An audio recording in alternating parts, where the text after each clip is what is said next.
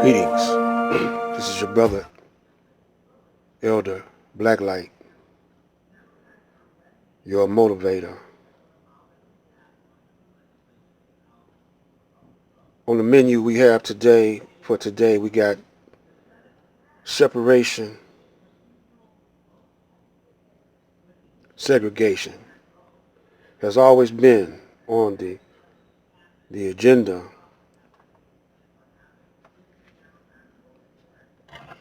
of the Caucasian.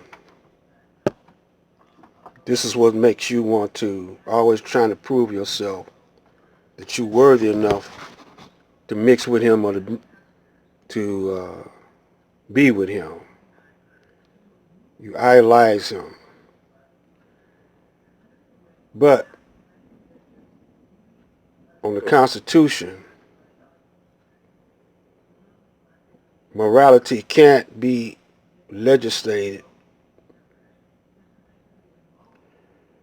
And when we say that, what are we talking about? We're talking about the separation of church and state. Now that's a problem because you're separating morality from legislation when you say you base your Constitution and your founding of America on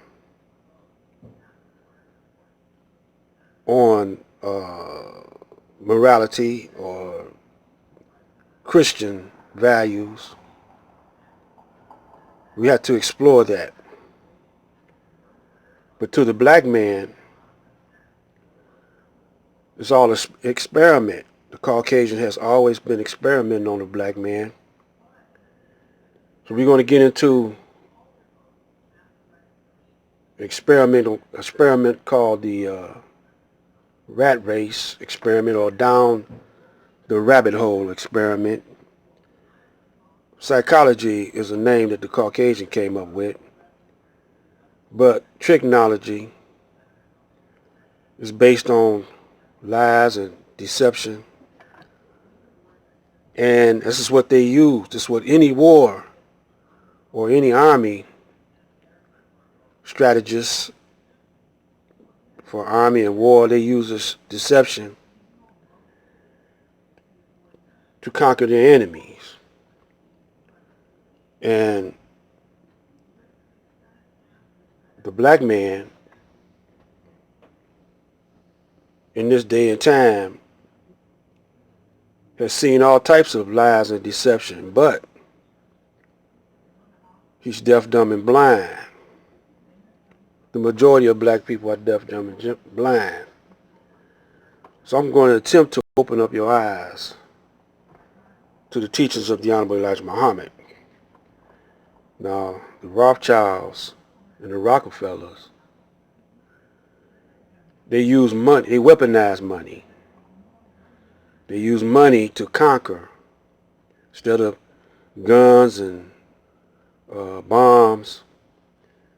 They have successfully conquered the majority of the planet by weaponizing the money. Now, truth should be told and not sold. So the Honorable Elijah Muhammad was telling the truth, open truth. What he did with the money situation, he took the weapon of money from the Caucasian Rothschild and reversed it. Now, not all Caucasians are familiar with what I'm talking about. Just the intellectuals and the scientists and the social engineers. They know what's going on because they're on the payroll of the so-called Illuminati. And so we're going to get into some of that using their own videos.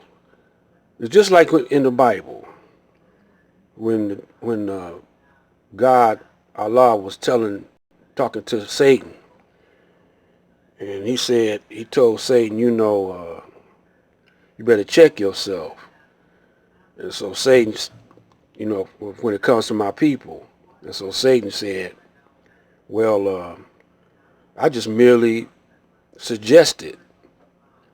I didn't force them to follow me. I just put it out there, and they, you know, like a worm on a hook, fishing pole, and they bit like a sucker fish. Check this out.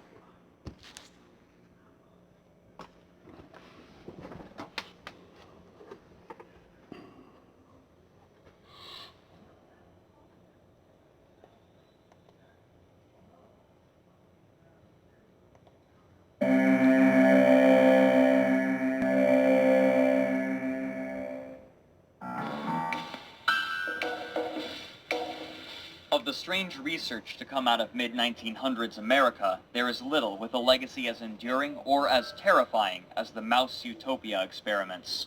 Taking place throughout the 50s, 60s, and early 70s, the grim fate of the subjects was published in the national magazine Scientific American, and the experiments themselves were largely taken as apocalyptic portents. In a post-war United States, the language used to describe the results such as behavior sync became synonymous with fears of an overpopulated world and violent, deviant behavior in cities. Today, they are preserved within fiction, such as Channel 4's conspiracy thriller Utopia and the classic animated movie The Secret of NIMH. Our world began changing. So what were the mouse utopia experiments?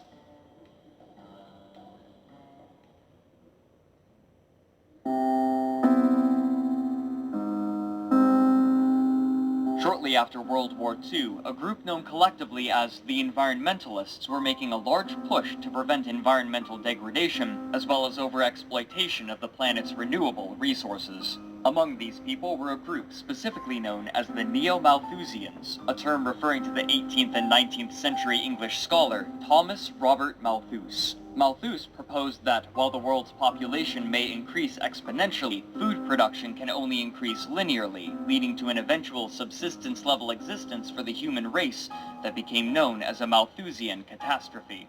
While advancements such as the Green Revolution saw that this didn't come about, the Neo-Malthusians acknowledged his concerns about overpopulation and feared that this pattern would result in the collapse of civilization or, at best, have extreme adverse effects. These fears were given a platform in writing of the time, especially in works such as William Folk's Road to Survival in 1948, and perhaps most famously, Silent Spring by Rachel Carson in 1962.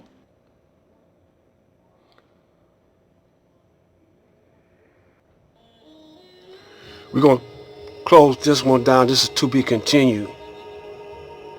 What I'm attempting to do is try to show you why separation and not integration is the answer. And also what I want to convey is that Master Farad Muhammad had to come. If he didn't come, we would be in worse shape than what we are now. And if it wasn't for young Elijah Muhammad,